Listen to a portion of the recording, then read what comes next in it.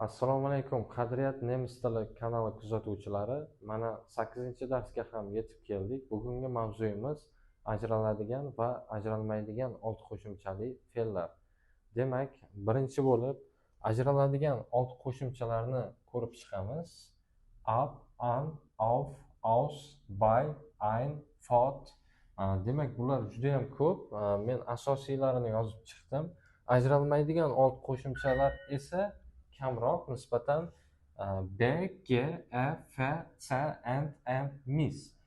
Demak, bularni asosan siz yodlab olsangiz, ulardan tashqari boshqa qo'shimchalar ajraladigan ekanligini bilib olsangiz bo'ladi.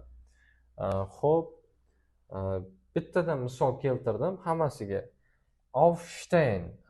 Aufstehen uyg'onmoq yoki turmoq fe'lidagi auf demak ajraladigan old qo'shimcha. Hozirgi zamonda fe'l tuslanayotganda fe'l tuslanadi, ya'ni auf ajraladigan old qo'shimcha oxiriga o'tadi.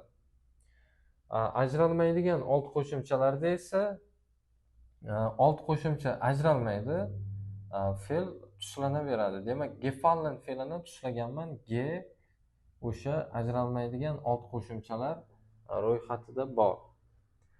Bittadan gap tuzdim. Ich stehe jeden Tag früh auf. Men har kun barvaqt turaman.